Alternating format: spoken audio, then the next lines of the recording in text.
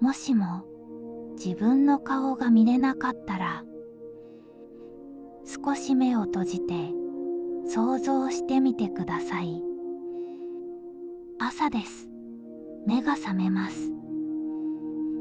テーブルの横にある鏡で顔を見ます。でもそこにあるのは首までしかわからない自分です。顔だけモザイクがかかっているようにもやっとしています。何度見ても見れません。なぜかそこだけ映りません。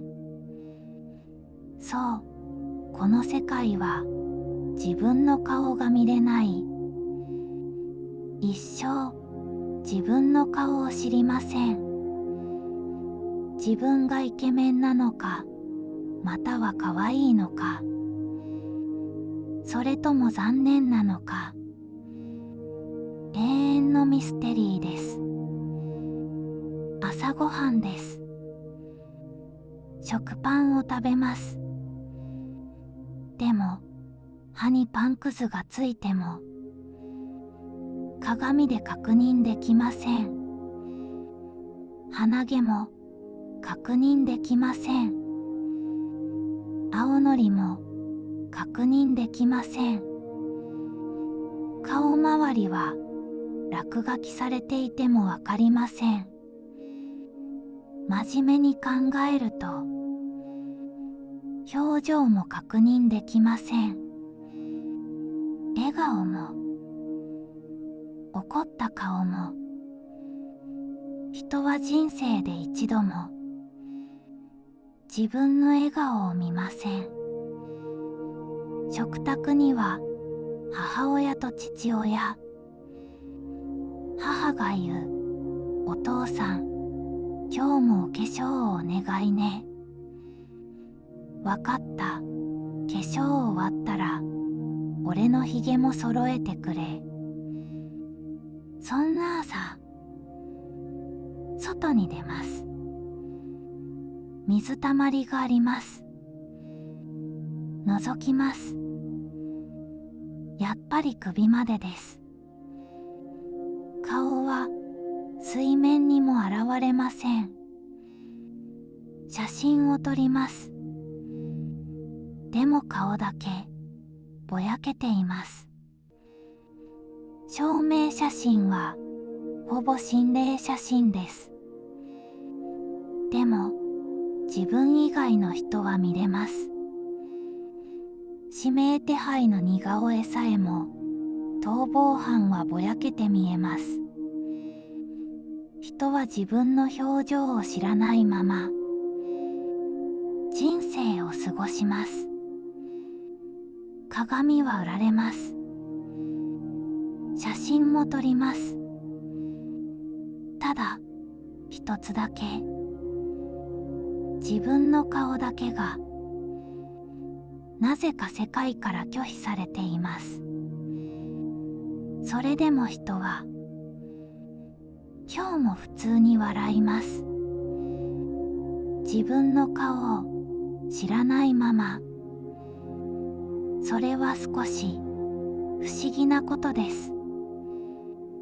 なぜなら人は普段自分の顔を見ながら生きているからです。でもこの世界ではそれができません。笑ったときどんな顔になるのか、驚いたときどんな表情になるのか、それを確かめる方法がありません。だから人は想像します。だから人は顔ではなく別のもので自分を考えます。声、話し方、性格、行動、そういうものです。そして人は他人の顔を見ます。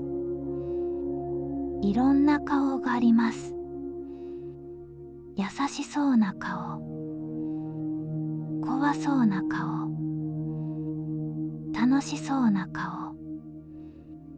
でも自分がそのどれなのか知ることはできません。もしかすると優しい顔かもしれません。もしかすると少し怖い顔かもしれません。でもそれを確かめる方法はありません。鏡でも写真でも水面でも世界はそこだけを隠します。だから人は想像の顔で自分を思い描きます。美容院はどうでしょう。椅子に座ります。前に鏡があります。でも顔はやっぱりもやっとしています。美容師が言います。今日はどうしますか。でもわかりません。自分の顔がわからないからです。結局言います。お任せで。美容師は言います。またいつも通りですね。しばらくして髪が切り終わります。美容師が言います。似合ってますよ。本当かどうかは本人にはわかりません。この世界の美容院は信頼でできています。外を歩いていると友達に会います。友達が笑っています。あの美容室失敗したな。違いました。お前顔に何かついてるぞ。と言います。友達が言います。いや違うかも。見間違いだった。この世界では確認ができません。だから人はとりあえず拭きます。そしてとりあえず何か黒いものが取れました。写真を撮るときも同じです。カメラマンが言います。はい、笑ってください。笑ってみます。ただこれ笑顔かな？かわいいのかな？写真が出来上がりました。やっぱり顔だけぼやけています。カメラマンが言います。かわいくいい笑顔で撮れましたよ。かわいくが引き取れません。なんて言ってるんだろう。ブスだけどいい笑顔？それともかわいい上にいい笑顔？だから人は想像で笑った顔を作ります。想像で驚いた顔を作ります。もしかすると今も変な顔をしているかもしれません。でも確かめる方法はありません。世界はそこだけ静かに隠しています。自分の顔だけを誰にも見せないように。でもこの世界には少し変わった出来事もあります。指名手配犯の看板、10人ぐらい並んでる。それを手配犯が見ると一人だけぼやけてる。目撃情報をもとに作られた似顔絵。名前も何もわからない。ただの似顔絵。でも全く似ていない。その指名手配犯の看板の前に犯人いるのに誰も気づかない。でも犯人は俺だと確信する。この世界で困ることは何でしょう？イケメン俳優登場。周りからすごい歓声。かっこいい。ただ本人はわからない。かっこよくて歓声があるのか？それとも演技派俳優としての歓声なのか？聞こえないということはかっこいいならよいがキモいいの歓声かもしれない。ただキモくても嫌われてないことだけはわかる。でもこの世界でもなんとなくわかることがある。好きな人に告白する。振られる。次の人に告白。振られる。あれ？私の顔ってただ性格が悪くて振られているのかもしれない。だから真実はわからない。しかしここで人類が動く。なんとか自分の顔を確認する方法はないのか？まずとある人がふと思った。デスマスクだ。デスマスクならわかる。やってみた。ただの丸。さっぱりわからない。むしろ他の人が見てもわからない。失敗。次に高速移動。新幹線の通るところに巨大な鏡を設置。新幹線に乗る。最高時速地点の300キロ。鏡を見る。高速のモザイクが通過。次は名古屋。次は名古屋。失敗。次に鏡を自分の前後に少しずらして100枚ずつ設置。もしかしたらモザイクが薄くなるかもしれない。やってみた。200モザイク。あれ？後ろの69枚目はやっぱりモザイク。失敗。次にこれだ。こんな簡単な方法があった。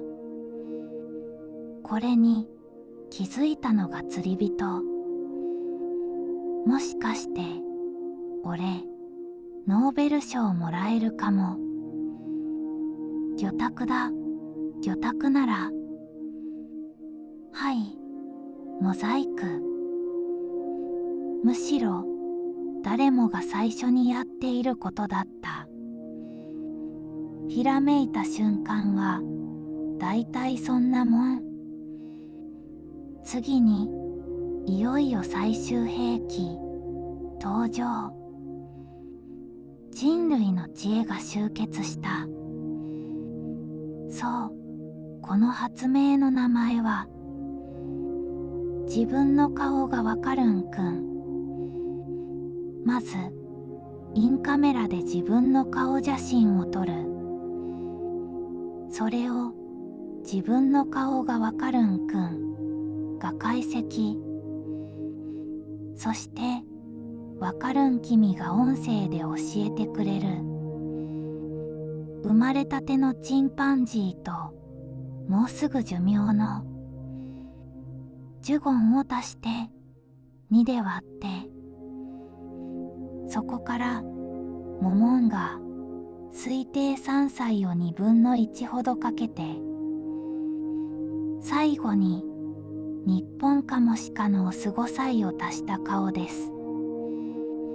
以上です。12ドル指定口座に入金してください。なるほど。この発明こそ今の人類の最高到達点。来年のノーベル物理学賞は確実と言われている。こんな世界でも人はいつか人生の終わりを迎えます。子供の頃、大人になり、年を取り、そして最後の日が来ます。静かな部屋。窓から光が入ります。ベッドの上。体はもうあまり動きません。家族がそばにいます。手を握っています。人はその時何を思うのでしょう。死にたくない。そう思うかもしれません。まだやりたいことがあった。そう思うかもしれません。家族のこと、心配になるかもしれません。子供の頃の景色、友達、初めての仕事、好きだった人、いろんなことが頭に浮かぶかもしれません。長い人生だった。そう思う人もいるでしょう。ただ、その時、一番はきっと、自分の顔はどんな顔だったのだろう。子供の頃の顔、若い頃の顔、年を取った時の顔、笑った顔、怒った顔、泣いた顔、そして今、最後のこの顔、どんな顔をしているのだろう。この世界ではそれを知ることは一度もありません。だから最後の瞬間までわかりません。一度だけでいい。見てみたかった。自分の顔をそう思いながら、人は静かに目を閉じます。その瞬間だけは自分の顔を見れたかもしれません。